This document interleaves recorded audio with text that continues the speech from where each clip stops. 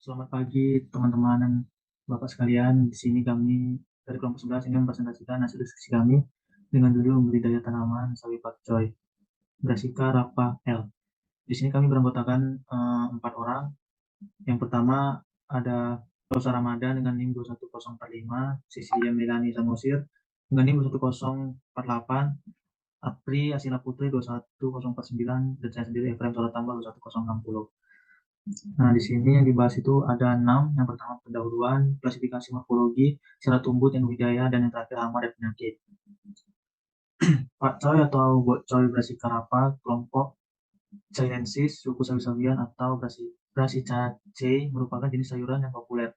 Sayuran yang dikenal pula sebagai sawi sendok ini mudah dibudidayakan dan dapat dimakan segar. Biasanya dilayukan dengan air panas atau diolah menjadi asinan. Kadang-kadang sawi ini juga disebut sawi hijau karena fungsinya mirip. Meskipun sawi sendok lebih kaku teksturnya serta ukurannya cenderung lebih kecil dari meloset. Yang pertama yaitu ada pendahuluan. Di pendahuluan ini ada sejarah. Tumbuhan pakcoy berasal dari Cina dan telah dibudidayakan setelah abad ke-5 secara luas di Cina Selatan dan Cina Pusat serta Taiwan. Sayuran ini merupakan introduksi baru di Jepang dan masih satu famili dengan Chinese vegetable. Saat ini pakcoy dikembangkan secara luas di Filipina, Malaysia, Indonesia, dan Thailand. Sawi dan pakcoy termasuk ke dalam kelompok tanaman sayuran daun yang mengandung zat-zat gizi lengkap yang memenuhi syarat untuk kebutuhan gizi masyarakat. Sawi bisa dikonsumsi dalam bentuk mentah sebagai lalapan maupun dalam bentuk olahan dalam berbagai macam masakan. Kandungan yang terdapat pada pakcoy adalah kalori sebesar 22,00 kalori, protein 2,30 gram, lemak 0,30 gram, karbohidrat 4 gram, serat 1,20 gram, Ca 0,50 gram, dan ada P 38,40 gram, Fe 2,90 gram, vitamin A 99,00, vitamin B10,09, vitamin B2 10,10, vitamin B3,070, magnesium, dan vitamin C 102,00 mg. Klasifikasi dari sawi pakcoy yaitu Kingdom Plantae, divisi Spermatophyta, kelas Nicotilodonae, ordo Toedeles, family Brassicaceae, genus Brassica, spesies Brassicarapa L. Morfologi dari daun pakcoy bertangkai, berbentuk oval, berwarna hijau, tua, dan mengkilat, tidak membentuk kepala, tubuh agak tegak atau setengah mendatar, tersusun dalam spiral rapat, melekat pada batang yang tertekan. Tangkai daun berwarna putih atau hijau muda, gemuk dan berdaging. Tanaman mencapai tinggi 15,30 cm. Selanjutnya, kita masuk ke dalam syarat tumbuh tanaman pakcoy. Yang pertama, iklim dan ketinggian tempat. Tanaman pakcoy tumbuh di daerah yang memiliki ketinggian 5-1200 mdpl. Namun, bisa juga dibudidayakan pada daerah yang mempunyai ketinggian 100-500 mdpl.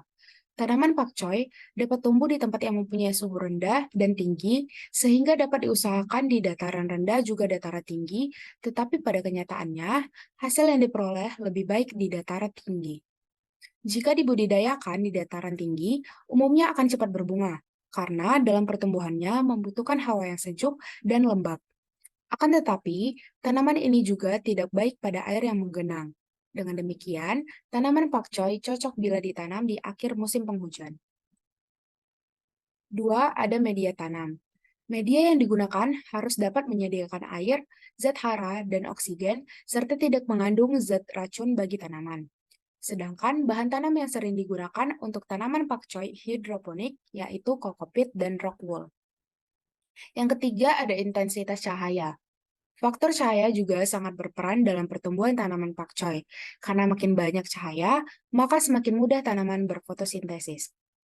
4. Penyinaran. Cahaya matahari merupakan energi yang diperlukan tanaman dalam melakukan fotosintesis.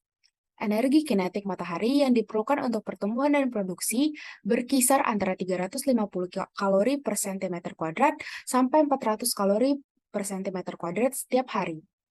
Maka dari itu, dinyatakan bahwa tanaman pakcoy untuk mendapatkan intensitas cahaya matahari yang cukup memerlukan panjang penyinaran matahari atau fotoperiodisitas 12 sampai 16 jam sehari. Teknik budidaya tanaman pakcoy. Yang pertama, persiapan lahan.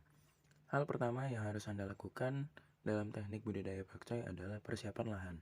Persiapan lahan dimulai dengan membuat bedeng berukuran lebar 2 meter. Panjang bedengan menyesuaikan ukuran lahan keseluruhan. Anda juga harus membuat saluran air berukuran lebar 50 cm.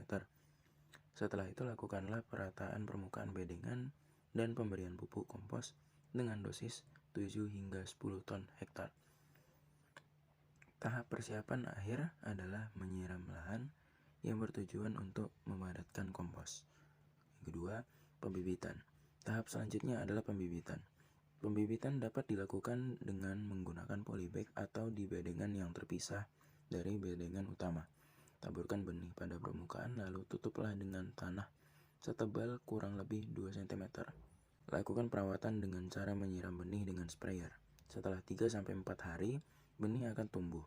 Jika tanaman telah memiliki 3-5 helai daun, pindahkan benih ke bedengan utama. Yang ketiga yaitu penanaman. Setelah pembibitan, tahap selanjutnya dalam cara budidaya pakcoy adalah penanaman. Pilihlah bibit yang akan dipindah ke bedengan utama. Ciri-ciri bibit yang sehat adalah batangnya tumbuh dengan tegak, daunnya berwarna hijau segar, serta tidak terserang penyakit atau hama. Perhatikan cara penanaman ketika memindahkan bibit ke bedengan utama. Buatlah lubang tanam yang ukurannya 4x6 cm. Jika bibit sudah berukuran cukup besar, lubang tanam dapat dibuat dengan ukuran 8x10 cm. Pindahkan bibit dari polybag ke lubang tanam secara hati-hati. Pastikan tanah yang melekat pada akar tidak pecah. Lalu tutuplah lubang tanam dengan tanah dan hingga rapi. Yang keempat adalah pemeliharaan. Hal lain yang harus dilakukan dalam bercocok tanam pakcoy adalah pemeliharaan. Lakukanlah penyiraman secara teratur, terutama pada musim kemarau. Hal ini dikarenakan pakcoy adalah jenis tanaman yang sangat bergantung pada air. Penjarangan dapat dilakukan 2 minggu setelah penanaman. Sementara penyiangan dapat dilakukan sebanyak 2-4 kali selama masa tanam. Pemupukan juga adalah hal penting dalam cara menanam pakcoy. Anda dapat menggunakan pupuk NPK dengan dosis 300 kg per hektar. Selain NPK, jenis pupuk lain yang bisa digunakan adalah urea dengan dosis 50 kg per hektar. Pemberian pupuk dapat dilakukan dengan cara ditabur atau dilarutkan di dalam air dan disemprotkan pada tanaman. Hama dan penyakit pada tanaman sawi pakcoy. Hama. Yang pertama ada ulat daun dengan nama latin Plutella silostella. Ulat daun ini sering menyerang pada bagian daun, terutama pada bagian pucuk. Ulat ini berwarna hijau muda dan sering terlihat banyak saat penyerangan terjadi. Ulat ini memakan bagian daun berlubang. Ulat daun bisa ada karena lingkungannya mendukung perkembangan ulat dan tersedianya makanan yang banyak atau daun pakcoy. Jika penyerangan sampai ke tunas, maka pertumbuhan daun akan berhenti sehingga dapat menyebabkan penurunan kuantitas hasil panen ataupun menyebabkan kerugian karena tanaman mati semua. Yang kedua adalah kutu apis dengan nama latin Apis cracifora. Kutu apis berkoloni di bawah permukaan daun, di sela-sela daun, dan di titik tumbuh tanaman. Kutu apis menyebabkan tanaman menjadi kerdil, daun keriting, dan menggulung. Jika populasi kutu apis terlalu banyak, maka dapat menyebabkan gagal panen. Semakin bertambah hari, populasi kutu bertambah 1-2 individu per hari. Bahkan ada tanaman yang berkurang jumlah populasinya. Selanjutnya, penyakit pada tanaman pakcoy. Penyakit busuk daun atau Phytophthora sp. Penyakit ini merupakan salah satu penyakit yang disebabkan oleh jamur. Penyakit busuk daun sering muncul di saat musim hujan karena kondisi yang lembab, suhu yang dingin, serta kelembaban udara yang terlalu tinggi. Jika menanam pada musim hujan, ada baiknya jika jarak tanam diperbesar agar sirkulasi air dan udara lancar dan baik bagi tanaman pakcoy. Gejala dari serangan penyakit busuk daun ditandai dengan adanya bercak basah coklat kehitaman di daun.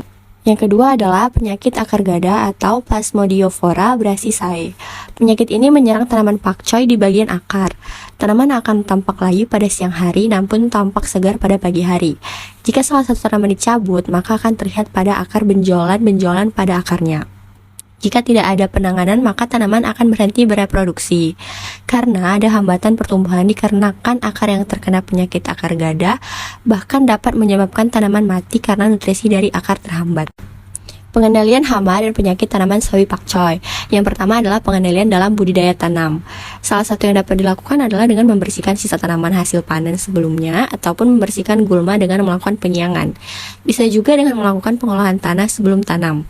Jika menanam menggunakan sistem hidroponik, maka dapat membersihkan permukaan media tanam maupun membersihkan tempat air yang akan digunakan dengan cara air diganti dengan yang baru atau dikeringkan terlebih dahulu. Selain itu, jarak tanam juga harus diperhatikan dalam menciptakan lingkungan yang bersih. Dapat mencegah timbulnya penyakit busuk daun pada tanaman pakcoy di musim hujan. Yang kedua adalah pengendalian secara fisik dan mekanik. Dapat dilakukan dengan pemasangan paranet di lahan konvensional maupun hidroponik. Secara mekanik bisa dilakukan pengambilan langsung dengan menggunakan tangan, contohnya pada hama ulat daun. Yang ketiga, pengendalian hayati. Contohnya pada penyakit busuk daun bisa diatasi dengan pemakaian Trichogreen milik Inmira Trichogreen. Merupakan produk biofungisida mengandung jamur Trichoderma yang sangat efektif dalam mengendalikan jamur patogen menular. Yang keempat, ada pengendalian secara kimiawi. Pengendalian secara kimiawi sangatlah mudah dan cepat dilakukan. Namun, penggunaan kimiawi pada tanaman harus memegang prinsip 3T, yakni tepat sasaran, tepat waktu, dan tepat dosis. Penggunaan yang tidak tepat sasaran dapat membunuh organisme lain dan dapat membahayakan musuh alami yang seharusnya bisa menguntungkan tanaman pakcoy tersebut. Penggunaan yang tidak tepat waktu dapat mematikan tanaman pakcoy. Penggunaan yang tidak tepat dosis dapat membuat organisme menjadi resisten. Salah satu pengendalian secara kimiawi adalah dengan menaburkan sedikit insektisida dalam menangani hama ulat. Insektisida yang digunakan adalah granul dengan dosis 0,3 sampai 0,4 gram per tanaman atau 6 kg per hektar. Untuk mengatasi jamur pada penyakit busuk daun di tanaman pakcoy bisa digunakan dengan menggunakan fungisida Bion M1 per 48 WP, Topsin M70 WB, dan Kosite 60 WDG. Yang kelima, menggunakan pestisida nabati. Dalam jurnal yang ditulis oleh Mutiasari dan kawan-kawan 2013, untuk menangani hama ulat pada pakcoy dapat dilakukan dengan pembuatan ekstrak insektisida nabati dengan cara mengkeringkan daun alamanda, babadotan, kamboja, dan mengkudu. Selanjutnya ditambah 1 liter air dan diaduk sampai larut. Diendapkan selama 1 malam dan disaring dengan kain saring, kemudian dimasukkan ke dalam hand sprayer dan siap untuk diaplikasikan. Sekian presentasi yang dapat kami sampaikan, lebih kurangnya kami mohon maaf. Terima kasih.